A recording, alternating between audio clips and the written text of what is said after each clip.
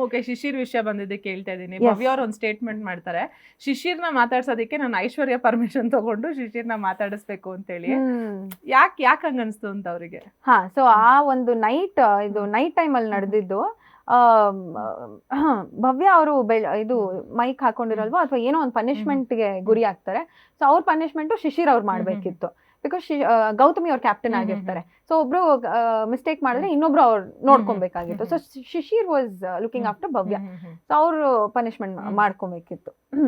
So ಎಲ್ಲ ಕ್ಯಾಮ್ರಾಗೂ ಹೋಗಿ ಹೇಳ್ತಾರೆ, ಮೈಕ್ ಹಾಕೊಂಡಿಲ್ಲ, ಒಂದ್ ಸಾಂಗ್ ಹೇಳ್ಬೇಕು ಎಲ್ಲ ಕ್ಯಾಮ್ರಾಗೂ ಹೋಗಿ.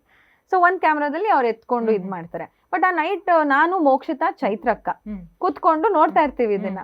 ಅಂಡ್ ಅವ್ರು ವಾಪಸ್ ಬಂದ್ಮೇಲೆ ನಾವು ಜೋಕ್ ಮಾಡ್ತೀವಿ, ಇದೆಲ್ಲ ಬೇಕಿತ್ತ ನಿನ್ಗೆ, ಓವರ್ ಆಗಿ ಆಡ್ದೆ ನೀನು, ಅದು ಇದು ತಮಾಷೆ ಮಾಡ್ತಾ ಇರ್ತೀವಿ. ಅಂಡ್ ವಿ ನಾವು ಮೆನ್ಷನ್ ಮಾಡ್ತೀವಿ. ಶಿಶಿರ್ಗ್ ಬೇಜಾರಾಗಿ ಎದ್ದು ಹೋಗಕ್ ಹೋಗ್ತಾರೆ, ನಾನ್ ಹೇಳ್ಕೊಂಡು ತಮಾಷೆ ಮಾಡ್ತಾ ಇದ್ದೆ ಗುರು, ಆ ಥರದ್ದು ಏನಿಲ್ಲ ಅಂತ ವೆರಿ ಕ್ಲಿಯರ್ಲಿ. ಬಟ್ ಅದು ಒಂದು 5 minutes ಕಾನ್ವರ್ಸೇಷನ್ ನಡೆಯುತ್ತೆ. ಅದನ್ನ ಭವ್ಯ ಕೇಳಿಸ್ಕೊಂಡು ಐ ಥಿಂಕ್ ಮಿಸ್ಕಮ್ಯುನಿಕೇಶನ್ ಆಗಿದೆ, ಮಿಸ್ಇಂಟರ್ಪ್ರಿಟೇಷನ್ ಆಗಿದೆ.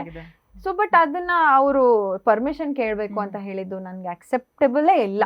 ಸೊ ಅದಕ್ಕೆ ನಂಗೆ ತುಂಬಾನೇ ಬೇಜಾರಾಯ್ತು. ಎಸ್ಪೆಷಲಿ ಆವಾಗ ಶಿಶಿರ್ ಎಲಿಮಿನೇಟ್ ಆಗಿ ಬೇರೆ ಹೋಗ್ತಾರೆ. ಆ ಒಂದು ಅಪವಾದನ ತಗೊಂಡ್ ಹೋಗೋದು ಎಷ್ಟು ಮಟ್ಟಕ್ಕೆ ಸರಿ.